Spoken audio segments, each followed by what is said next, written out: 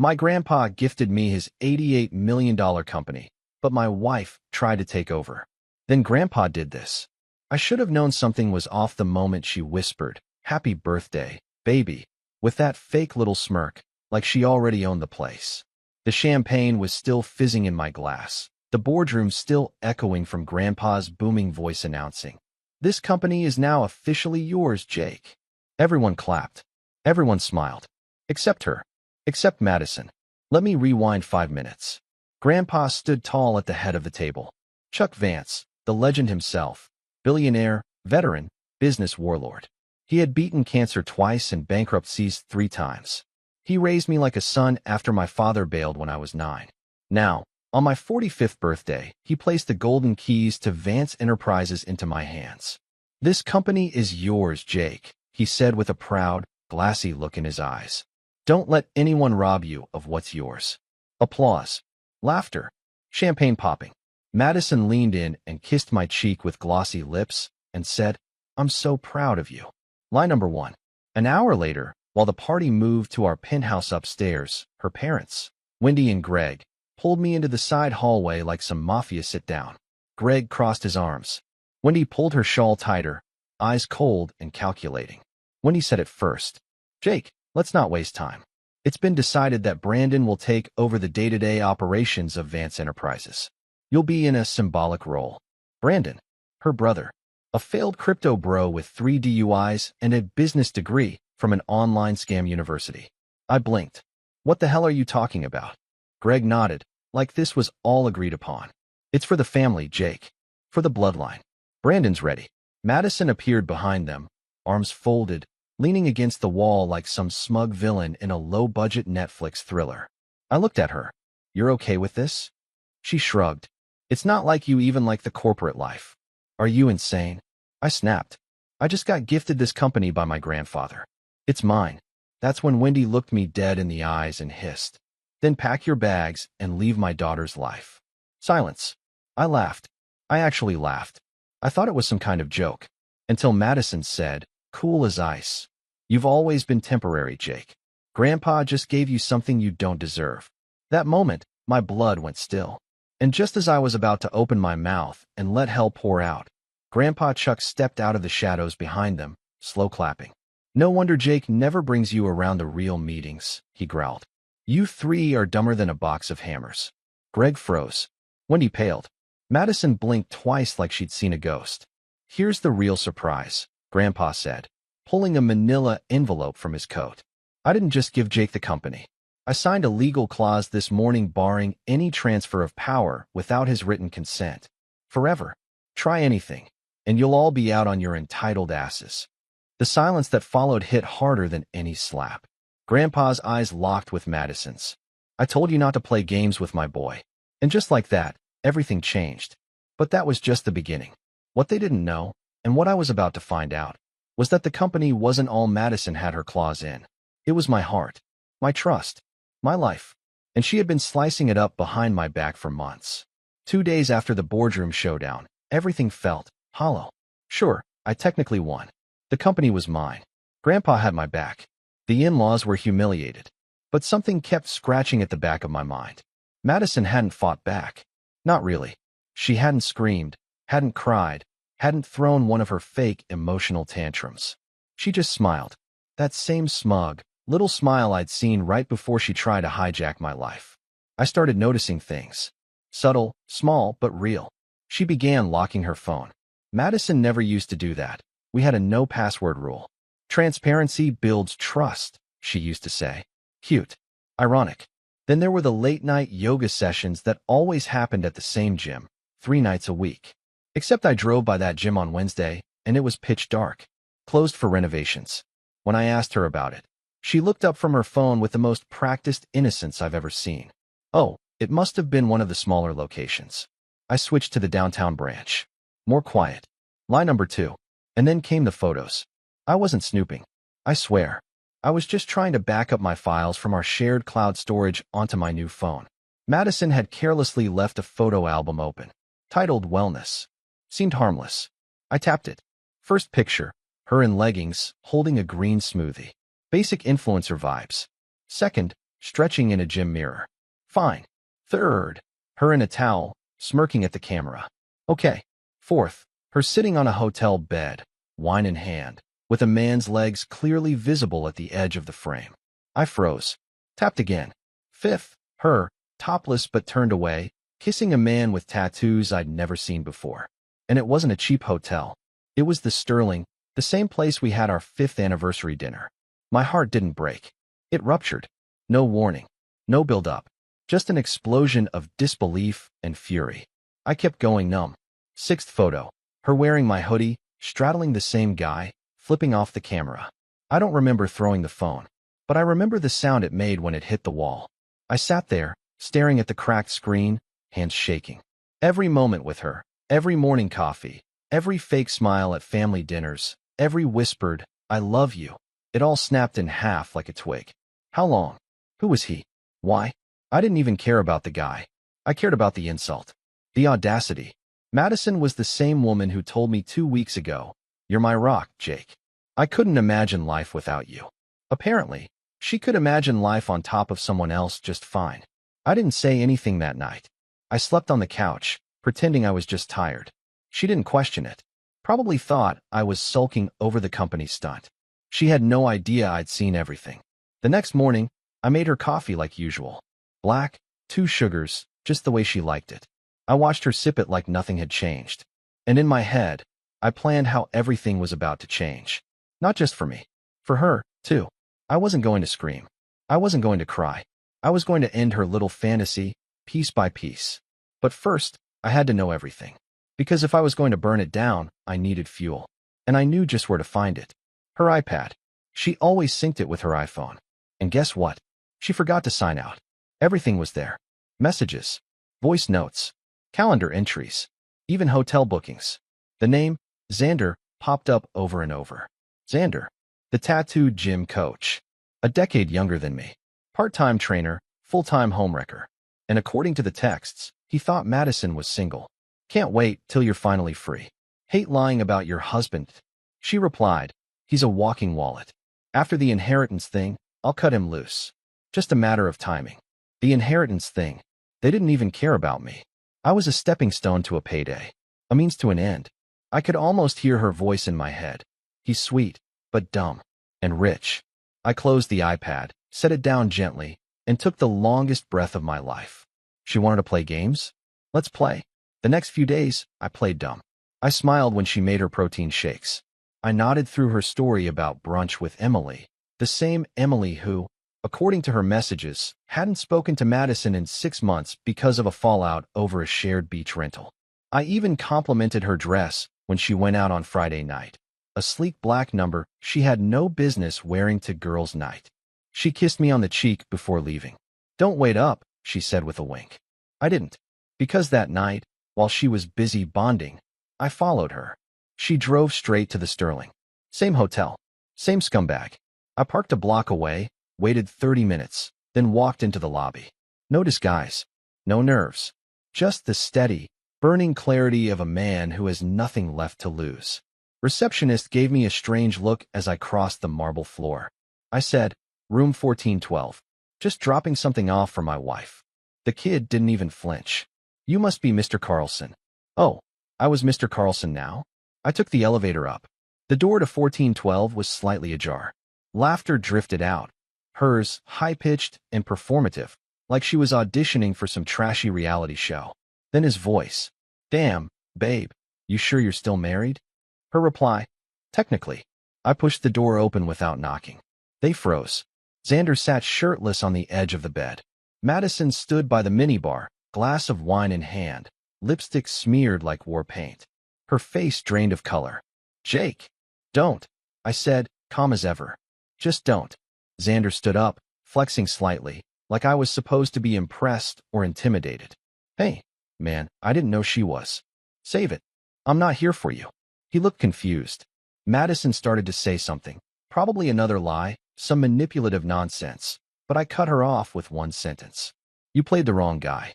Then I reached into my coat pocket and pulled out the envelope Grandpa had given me just a few hours earlier. The real one, not the decoy he used at the boardroom ambush. This one contained full ownership clauses, security footage from her earlier visit to the company office with Brandon, and a notarized document revoking any access she had to my personal accounts, homes, or company assets. I tossed it on the bed. She didn't move. You see, Maddie, I continued, you didn't just cheat on me. You declared war. And unfortunately for you, I was raised by a man who taught me how to win one. Xander muttered something under his breath, probably regretting every second of the last month. I turned to leave, then paused at the door. Oh, and check your phone. You're trending. Because while she was busy pouring wine and playing seductress, I had already forwarded everything, the photos, the messages, the hotel receipts, to a private investigator who uploaded it to a discreet little blog frequented by the city's elite. Within an hour, it'd be in every whisper chain, from real estate circles to charity boards. Madison was finished. Back at home, I poured myself a glass of scotch, sat in my office, and watched the storm unfold. Her mother called me 3 times. Ignored. Xander tried to message me on Instagram. Blocked. Madison. She stood outside the gate the next morning in the same dress, mascara running, begging to talk. I turned on the sprinklers. She screamed. I shut the blinds. There was no speech coming. No more chances. She wasn't a mistake. She was a cancer. And I was done letting her infect my life. But the real moment of peace? That came later that afternoon, when Grandpa Chuck called. I heard about the hotel, he said, voice gravelly with amusement. I waited. Proud of you, son, he added. Some lessons you gotta learn the hard way. But damn, did you learn? I smiled just a little. Yeah, I think I did. But it wasn't over. Not yet. Because Madison wasn't the type to go down quietly. And I had a feeling her next move would be her loudest one yet. She didn't wait long. 3 days later, a legal notice showed up at my office. Served right on my desk during a partner meeting, like a theatrical slap across the face. My assistant, Haley, handed it to me with wide eyes. It's from her lawyer. I didn't open it right away.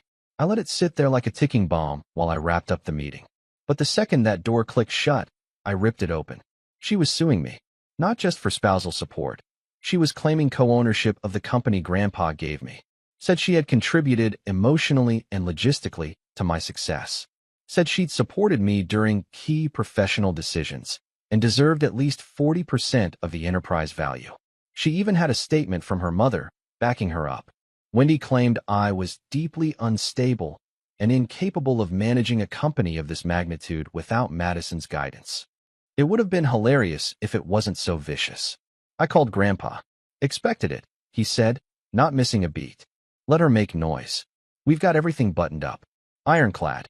Still, something inside me twisted. It wasn't about the money. It was the gall. The filth. The fact that she was still trying to rob me after everything. After lying to my face, humiliating me, dragging her side piece through my world like I was nothing. I thought I'd seen all the rot inside her. I hadn't. The next week, I met with my lawyer, Thomas. He was cool, quiet, one of those Ivy League assassins in a tailored Navy suit. Jake, he said, scanning the documents. This isn't a legal case. It's a PR play. She knows she won't win. She just wants to make you bleed. I nodded. Then let's give her a reason to drown in her own mess. We filed a countersuit. Defamation. Fraud. Intentional infliction of emotional distress. And for good measure, an emergency injunction to freeze access to any shared accounts she might have touched. Madison exploded. Not literally, but close. That night, I got 13 missed calls from her. Then voicemails. You're overreacting. This is all misunderstanding.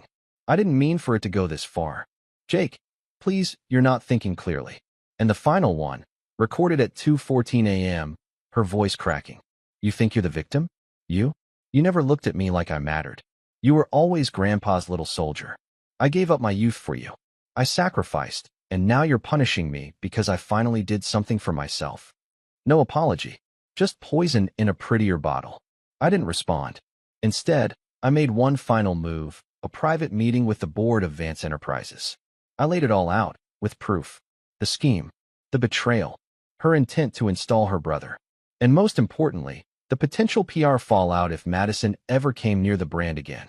They voted unanimously to blacklist her from any internal events, communications, or company affiliations. She would no longer be Mrs. Vance in any context. That was the final nail. A week later, her lawyer quietly withdrew the lawsuit. She sent me one last message, a single line of text. "You'll regret this." I stared at the screen for a while before deleting it. But strangely, I didn't feel triumphant. Not really. What I felt was tired. Like I had finally crawled out of a pit I didn't realize I'd been in for years. You know what's funny? I used to think love meant endurance, sticking it out, working through the ugly. That's what Grandpa always preached. But now I realize something else. Real love doesn't make you beg. It doesn't manipulate. And it sure as hell doesn't use your success as a stepping stone for betrayal. Madison didn't just cheat on me with some gym rat idiot.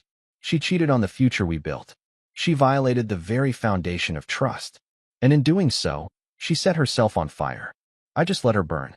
Weeks passed. The air felt different. Clean. The penthouse was quiet now, without her heels echoing down the hallway or her perfume choking every room like a trap. I started sleeping again, not tossing, not waking up in cold sweats. Just sleep, deep and undisturbed. People around me noticed the change. Haley started smiling more when she brought in my coffee. My board members, once tight-lipped around Madison, loosened up. Even Grandpa seemed lighter when we spoke, like he was finally confident I'd stopped being the fool in love and started being the man he raised. But you don't go through something like that without it sticking to your bones. I still caught myself checking my phone at midnight, half expecting a manipulative text. I still found old lipstick stains on wine glasses I hadn't used. And every now and then, I'd hear her laugh echo in my head. Not the real one, but the fake, flirty one she used when she was scheming. One afternoon, I went to a downtown bar alone. Nothing fancy, just a place where nobody called me sir. I sat at the counter, sipped my bourbon, and let the silence work on me. That's when a man sat next to me. Mid-30s. Sharp jaw. Familiar tattoos creeping down his forearm. Xander. He didn't notice me at first. Ordered a beer, leaned back, exhaled hard like life had slapped him around lately. I didn't say a word. Then he looked over. Stared. "Jake," he muttered. I smiled faintly. "Xander." He blinked like he'd seen a ghost. "Look, man, if you're here to start something." I cut him off with a laugh. "Relax. I'm not here for you." He seemed confused. "Then why are you?" I took another sip. "Curiosity." He hesitated. Then, after a long pause, he said, "She ruined my life." I didn't expect that. He went on. "She told me she was leaving you.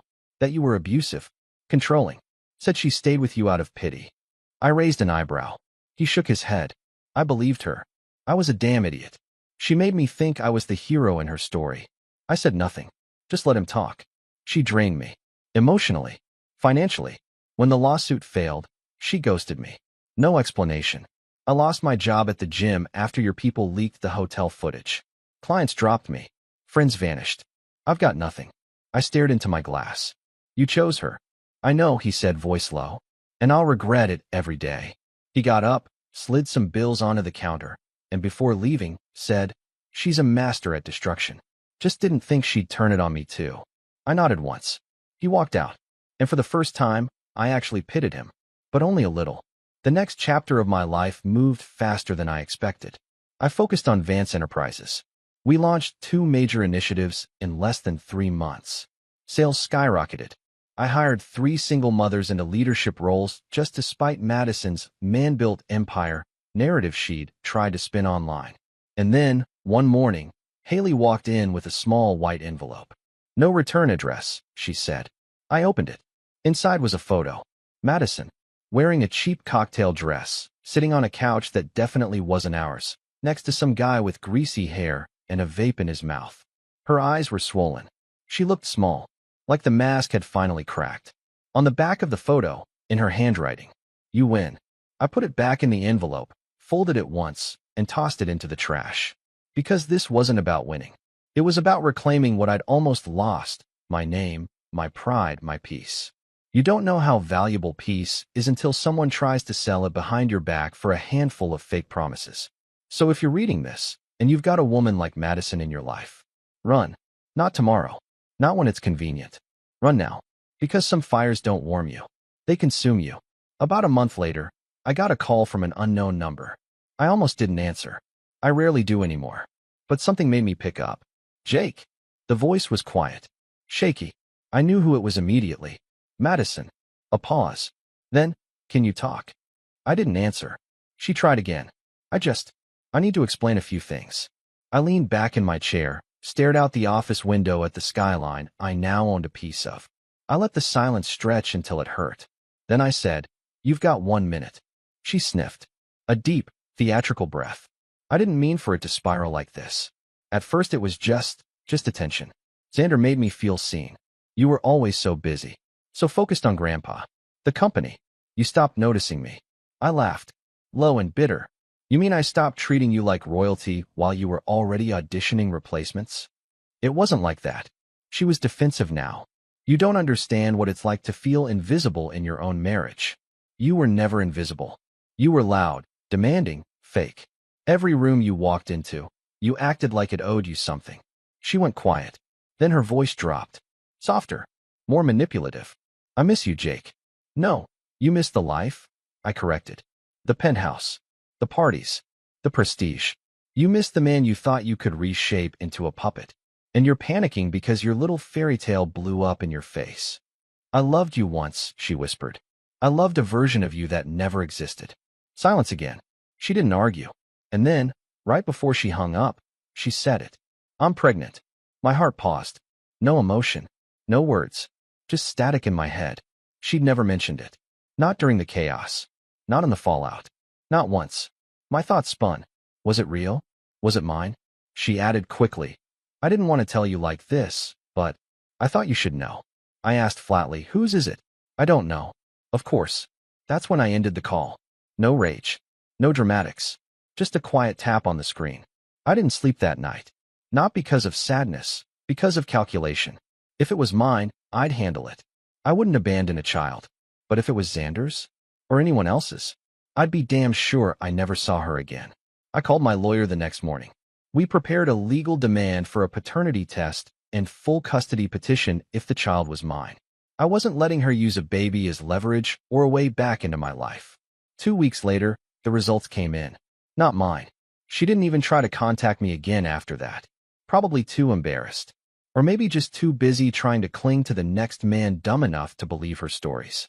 Funny how people like her always act like they're in control, until reality slaps the crown off their head. I kept moving, grew the company, started mentoring young entrepreneurs, even joined Grandpa on a charity board he used to chair alone. The world expanded now that I wasn't dragging a parasite behind me. And one night, sitting on the balcony of a lake house I'd bought just for quiet weekends, I realized something. I wasn't angry anymore. She didn't break me. She revealed me. Stronger. Sharper. Free. And if I had to go through all of that again to get here, I would. Because nothing is worth staying in a life built on lies. Let her rot in the mess she made. I'm building something clean. Something real. And this time, no one's taking it from me. 1 year later, almost to the day, I stood at the gates of Grandpa's ranch, our old family property, now being converted into a leadership retreat for veterans and kids from broken homes. His idea. My funding. He walked beside me with a cane, more out of stubborn pride than need. The man was sharp as ever, even at 87. He looked over at me as we watched the final steel beam hoisted into place. You finally done looking back? He asked without turning his head. Yeah, I said. I think I am. Good. Because you've still got work to do. We both smiled. I didn't tell him about the letter I got last week. It came in a wrinkled envelope, no return address. Inside was a note. Just 3 words. I forgive you. No signature. Just the scent of her old perfume lingering faintly on the paper, like one last attempt to haunt me. But the truth is, I didn't need her forgiveness. I needed my own. And I finally had it. That's the real lesson no one tells you. It's not about revenge or proving something to the person who hurt you. It's about proving to yourself that you can lose everything you thought you needed and still become more. That love doesn't always come with hearts and music. Sometimes, love comes when you leave. When you say no. When you walk away from what looks perfect on the outside but poisons you from the inside. So if you've been betrayed, if someone you gave your soul to turned out to be nothing more than a hollow, lying fraud, good. That pain you're feeling? That's the fire. Let it burn. Let it shape you. Let it purify you. Because on the other side of betrayal is clarity. And on the other side of loss is freedom. I found both. And now I know exactly who I am. Not Madison's husband. not some pawn in a family power game. Not just the heir to a legacy. I'm Jake Vance, and I don't belong to anyone.